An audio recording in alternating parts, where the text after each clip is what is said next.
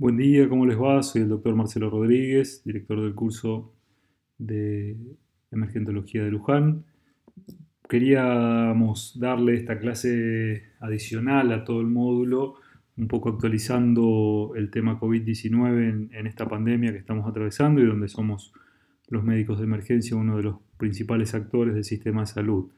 Creemos que es importante estar actualizado, tener información científica y que avale lo que estamos haciendo, por eso es que queremos transmitir esto, sabiendo que los médicos que atendemos cierta población somos voces calificadas y formadores de opinión, entonces debemos transmitir lo que realmente sea correcto. ¿Sí? Ya lo conocemos al famoso COVID-19 o SARS-CoV-2, ¿sí? El 31 de diciembre del 2019 se aísla en China esta nueva forma de coronavirus causante de enfermedad en humanos. Hay múltiples hipótesis, aún ninguna confirmada sobre el origen real de este virus.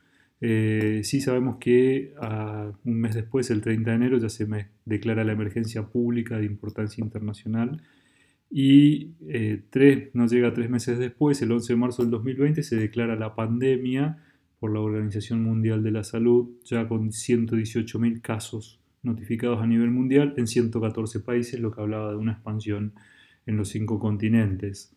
Este virus tiene la particularidad de tener en su superficie esta spike o espícula, que es la que se adhiere a los receptores de angiotensina 2 en el cuerpo humano, presentes sobre todo en pulmones, en el sistema cardiovascular y renal, y es por allí donde genera la morbimortalidad, ¿sí?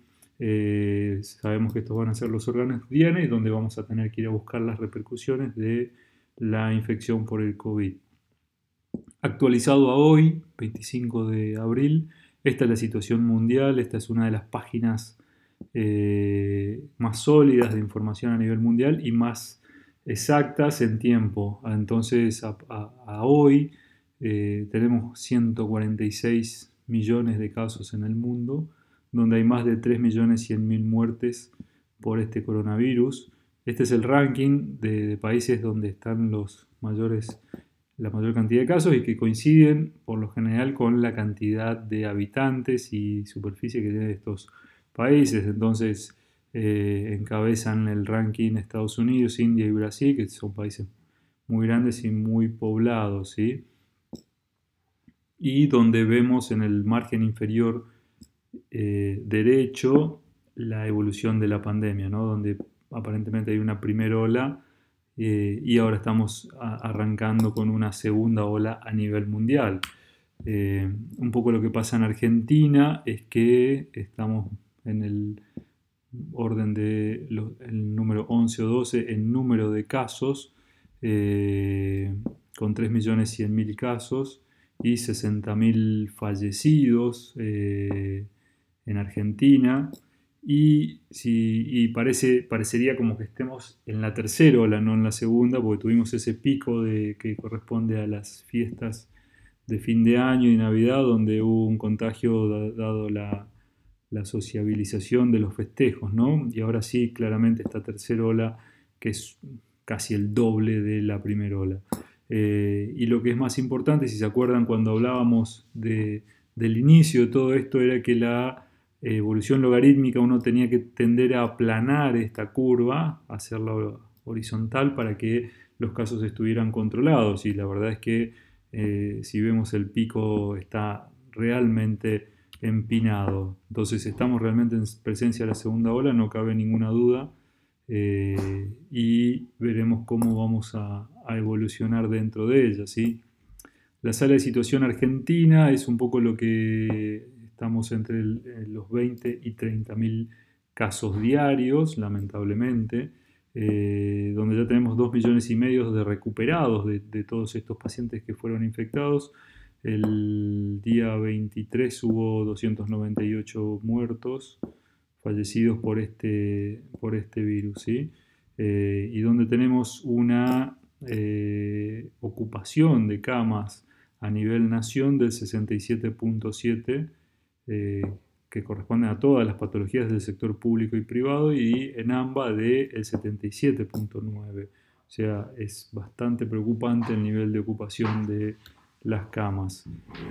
Si se fijan, este es un mapa de la Argentina donde el tamaño de los círculos representa a la cantidad de infectados por 100.000 habitantes. Fíjense que el norte eh, de la Argentina tiene los círculos más pequeños, la zona centro, también San Juan, Catamarca, La Rioja, y a partir de ahí para abajo los círculos se hacen más grandes, corresponde también un poco a la densidad poblacional y al clima, donde los climas más fríos evidentemente repercute más esta infección. Visto por grupo etario, vemos que el rango empieza a aumentar de contagios fuertemente a partir de los 30 hasta los 70 años. Ese es el rango de mayor eh, infección por esto, y donde tenemos el pico mayor entre los 40 y los 50 años es el mayor número de contagiados. No hay disparidad entre hombres y mujeres, así que se afectan a ambos por igual, ¿sí? Pero sí tenemos una disparidad importante en la mortalidad, donde la mortalidad es mucho mayor en los hombres, sobre todo en los grupos más altos de entre 60 y 90 años, casi duplica la mortalidad en el hombre que en la mujer. Así que lamentablemente estamos en ese grupo los varones, así que a cuidarse un poco más. Todavía no se sabe cuál es la causa de todo esto, ¿sí? Sabemos que el virus se contagia fundamentalmente por vía aérea, ¿sí? El R0, que es el índice de contagiosidad del virus, es de 3, con un intervalo entre 2.4 y 3.8. Este es el R0 del virus original, el que salió en China hace un año. Para tener una idea, el R0 de la influenza, de la gripe estacional, es de 1.3, entonces es 2 veces y medio más contagioso. Y con estas nuevas formas, las nuevas cepas Manaos y Sudáfrica, que son 3 veces más contagiosas que la anterior, se supone. Todavía no hay estudios firmes epidemiológicos, pero se está hablando de esto. El virus se contagia por vía respiratoria en aquellos pacientes que están contagiados y a una distancia de 1 metro a la redonda, ¿sí? Eh, y también ya estamos bastante firmes en el conocimiento de que la vía fecal oral no contagia, hay ARN viral que no es infectivo, hay evidencia de casos perinatales, ¿sí? Y también sabemos que se contagia desde las 48 horas previas a la aparición de los síntomas eh, este virus. Las superficies tienen una permanencia del virus. Sabemos que vive más o menos 1 hora suspendido en el ambiente, en aerosoles, ¿sí? Y hasta 6 horas en plástico, con este estudio famoso que salió en New England también ya hace un año. Se está hablando mucho actualmente y hay evidencia científica de que el nivel de CO2, hay una relación entre el CO2 ambiental y el aire expirado, y entonces eso nos da una relación de cuán contagioso es el ambiente que estamos transitando, ¿sí? Sabemos que en la calle, en el ambiente urbano, en cualquier ciudad, hay 412 partículas por millón de CO2, y el aire que ha sido respirado en ese lugar es del 0%, o sea que nadie lo ha respirado en la calle. Ahora, a medida que va aumentando el índice de partículas por millón de CO2, aumenta la contagiosidad, ¿sí? Como van viendo en la escala que se ve, ¿sí? Y el límite de la OMS que pone para ambientes saludables es de 1000 partículas por millón de CO2, que corresponde a 1.5 posibilidades de contagio en ese lugar, ¿sí? Cuando ya tenemos 5000 partículas por millón de CO2, ya el índice de contagiosidad es mayor al 10%. Lo mismo pasa en ambientes cerrados como los vehículos, donde si uno transita con las ventanillas cerradas por más de 10 minutos, con una persona infectada por COVID, es probable que tenga más del 10 al 15% de posibilidades de haberse contagiado. Ahora, si el vehículo está en movimiento y si uno mantiene las ventanillas abiertas, vemos ahí que a 100 kilómetros por hora, con las ventanillas de las dos, de la acompañante y del conductor abiertos, 2 centímetros, hay 2,1 renovaciones de aire por minuto, lo cual hace que sea prácticamente imposible contagiarse de COVID en ese ambiente. Dijimos que el periodo de incubación es de unos 5 días, que contagia desde 2 días previos a la aparición de los síntomas y que el rango va de 2 a 14 días. ¿Sí? Sabemos que es raro que aparezcan síntomas o que se positivice después del día 10, es menos del 4% de posibilidades, pero aún así existen. Entonces, el Ministerio de Salud de la Nación confirmó como casos sospechosos o definió como casos sospechosos a toda persona de cualquier edad que tenga 2 o más de los siguientes síntomas: fiebre mayor a 37,5, tos o dinofagia, dificultad respiratoria, cefalea, mialgias, diarreas o vómitos, o pérdida repentina del gusto del olfato en ausencia de cualquier otra causa identificada. Los que hacemos medicina día a día sabemos que creo que yo no he tenido nunca una consulta por pérdida repentina del olfato, ¿no? Entonces es muy raro, por eso que se asume que algunos de estos dos síntomas son diagnóstico de COVID por sí mismos, o por lo menos de alta sospecha. El criterio 2 es que la persona sea trabajador de la salud, que resida en instituciones cerradas, que sea personal esencial, que está definido ahí un poco más abajo, que resida en barrios populares o pueblos originarios, o sea contacto estrecho de un caso positivo dentro de los 14 días posteriores y tenga uno de los síntomas: fiebre, tos, odinofagia, dificultad respiratoria o pérdida del gusto o del olfato. Finalmente, en los chicos, en los menores de 18 años, se considera síndrome inflamatorio multisistémico post-COVID cuando hay 2 de los siguientes: cuando tenemos fiebre mayor a 3 días y 2 de los siguientes: erupción cutánea o conjuntivitis bilateral no purulenta, o signos de inflamación mucocutánea oral en manos o pies, si hay hipotensión o shock, donde hay características de disfunción miocárdica, pericarditis, valvulitis o anomalías coronarias, incluida hallazgos ecocardiográficos y elevación de troponina y proBNP, evidencia de coagulopatía por la elevación del dímero D, del KPTT o de la protrombina, síntomas gastrointestinales agudos como diarrea, vómitos o dolor abdominal, y marcadores elevados de inflamación con eritro, proteína C o procalcitonina, y ninguna otra causa de inflamación en los chicos como sepsis bacteriano, shock estafilocóxico o estreptocóxico. Caso confirmado se define como todo aquel caso sospechoso con una PCR positiva o por otros métodos como amplificación isotérmica mediadas por bucle, por LAMP, ¿sí? O por pruebas no moleculares como la antigenemia, dentro de los 7 días de inicio de los síntomas. Acá tenemos que tener en claro que un antígeno positivo es diagnóstico de enfermedad, un antígeno negativo no es excluyente de enfermedad. Así que pueden ser falsos negativos y tenemos que seguir rastreando a este paciente y aislándolo.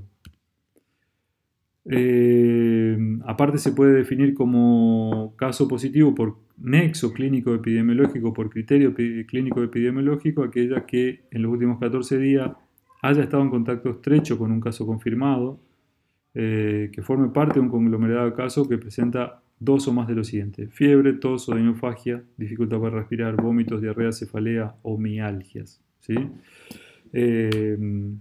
Y aquella que comience con las mismas características, que comience con pérdida repentina del gusto del olfato. Y finalmente, toda persona fallecida que no tenga diagnóstico etiológico definido, que haya tenido cuadro clínico compatible independientemente del estado de salud previo, ¿sí? Y que haya sido contacto de algún caso estrecho. Y dice claramente que en todos los casos comprendidos en este punto se procurará el diagnóstico etiológico por laboratorio. Tenemos que tratar de hacer PCR en todo paciente que fallezca en el servicio de emergencias para confirmar o descartar el diagnóstico de COVID, ¿sí?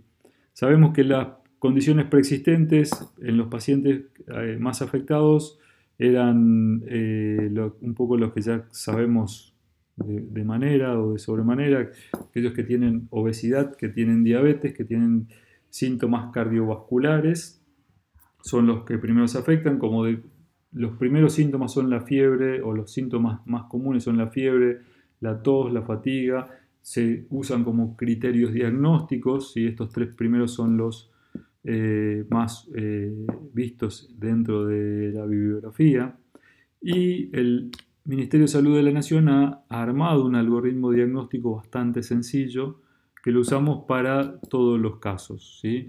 Entonces, cada vez que viene un paciente con fiebre, dificultad respiratoria, con todos los síntomas que hemos mencionado, si no tiene factores de riesgo y su examen físico es absolutamente normal, o sea que tiene una frecuencia respiratoria baja, no está hipoxémico, este paciente puede aislarse directamente para hacer su enfermedad domiciliaria, y el seguimiento puede ser telefónico. Ahora, si el paciente tiene factores de riesgo mayores de 60 años o comorbilidad, o no tiene factores de riesgo, pero su examen físico no es normal, vamos a realizar placa de tórax, frente y perfil y un laboratorio básico.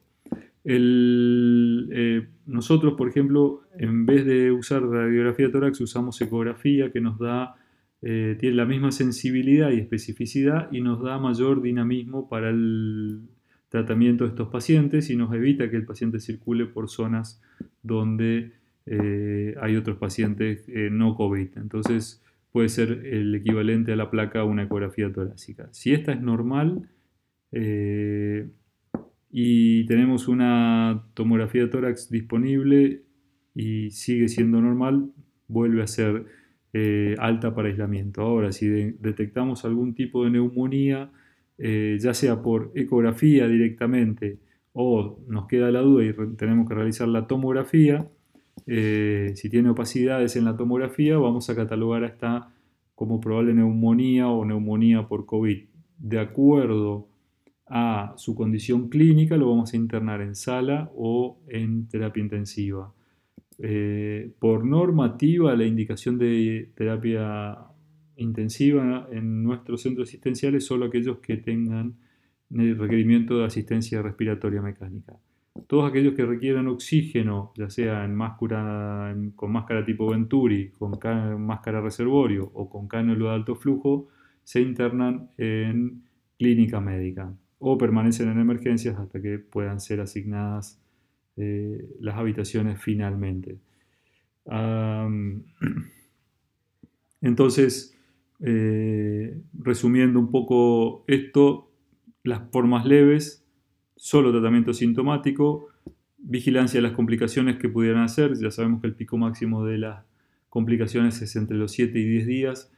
Hemos visto pacientes con alta epidemiológica después de los 14 días que empiezan con síntomas incluso después de ese tiempo y que terminan con neumonía por COVID pasado el periodo de viremia aguda, simplemente por las complicaciones inflamatorias que desencadena el virus en el cuerpo del paciente. Entonces, muchas veces le dan el alta y vuelven con fiebre y terminan siendo COVID y neumonías COVID, nada más que eso, pero fuera del tiempo de tratamiento.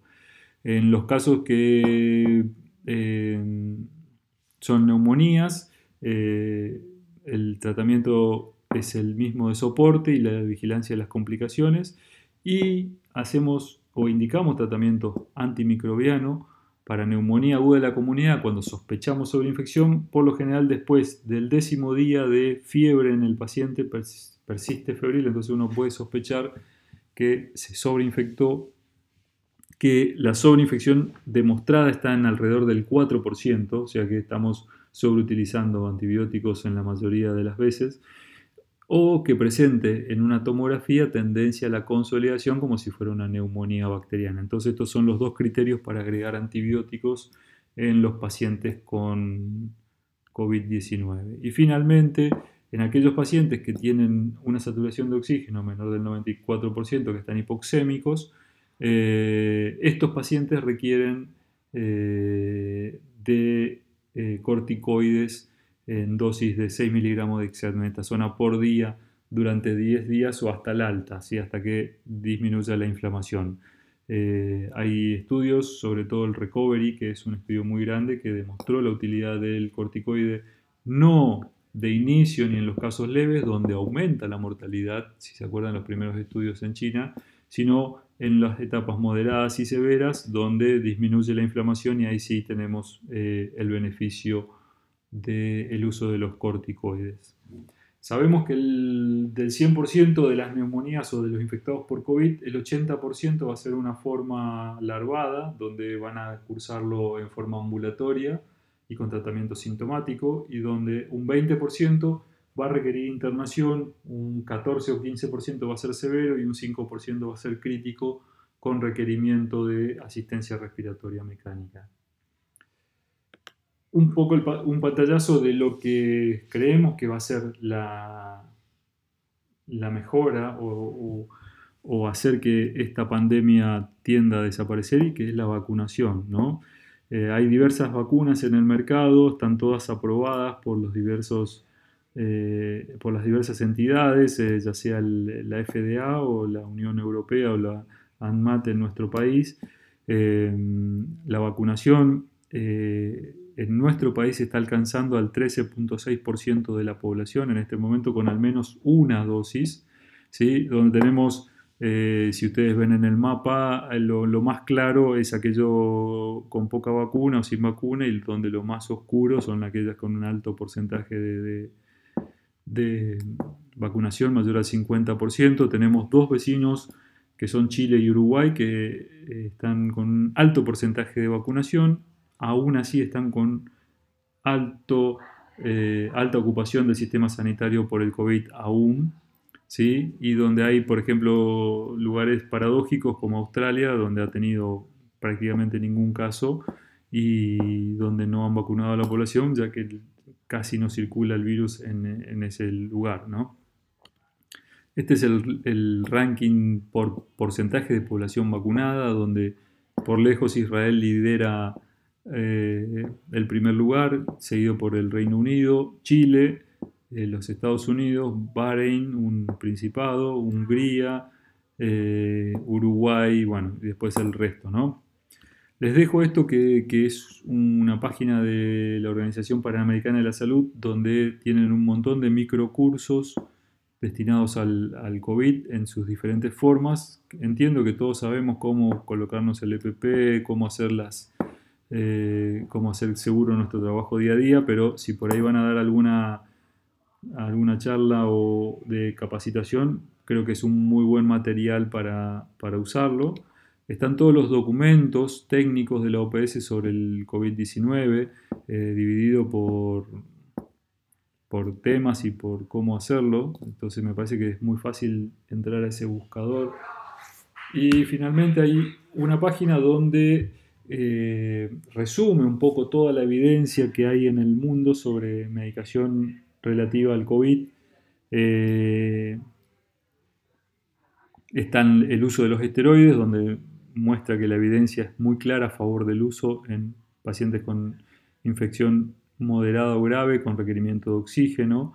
Es altamente aconsejable usarlo, donde el Remdesivir no tiene todavía una evidencia de que realmente su uso mejore la mortalidad o morbilidad a corto plazo, donde se descarta el uso de la hidroxicloroquina, el lopinavir, ritonavir como medicación que vaya a dar una mejora en el paciente, donde dicen que los inhibidores de la enzima de conversión se pueden seguir usando en los pacientes que ya lo venían siendo medicados con ellos, que los AINES son seguros para usar en el COVID y que el ácido acetilsalicílico en bajas dosis no es indicación para prevención de COVID.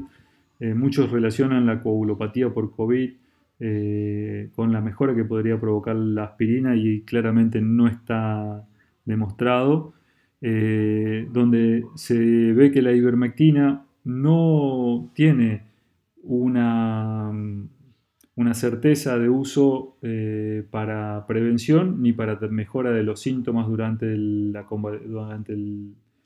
la parte sintomática de la enfermedad, donde se ven que otros fármacos como la famotidina y la proxalutide todavía no han tenido una evidencia que indique que podamos usarlo, y donde no está en la página de la OPS, pero sí en la página del Ministerio de Salud, donde la evaluación de tecnología del suero equino y del suero de plasma de convaleciente no tienen una evaluación favorable para que su uso indiscriminado o para que su uso indicado en pacientes COVID vaya a mejorar eh, claramente la mortalidad de estos pacientes. Así que por el momento lo claro que tenemos en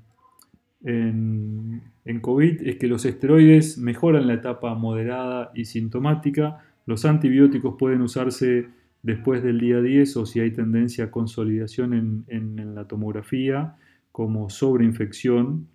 Y hay bastante iniciativa de que, o bastante evidencia de que un inhibidor de los leucotrienos, el tocilizumab, parece ser uno de los inmunomoduladores que da beneficio en el tratamiento de los pacientes con enfermedad moderada a severa. Todavía no hay una indicación en nuestro país del uso por parte del Ministerio. Está aprobado por por el ANMAT, pero no está en una guía de trabajo actual. Esto es un poco la evidencia de cómo estamos actualmente en este momento en la Argentina. Obviamente que hay disparidad de tratamientos y de llegada de la tecnología en diversos sectores del país, pero creo que nada más que oxígeno y corticoides para el tratamiento de estos pacientes, y lo primordial es tratar de evitar que sigamos contagiándonos. Así que les agradezco por este tiempo. Todas las dudas las podemos contestar por el chat, las podemos ir viendo, y si no, el viernes a las 19 nos encontraremos para hacer el trabajo práctico de neumonología, donde podemos discutir estos temas también. Les agradezco mucho nuevamente el tiempo, los felicito por estar en esta primera línea de trabajo en la pandemia del COVID.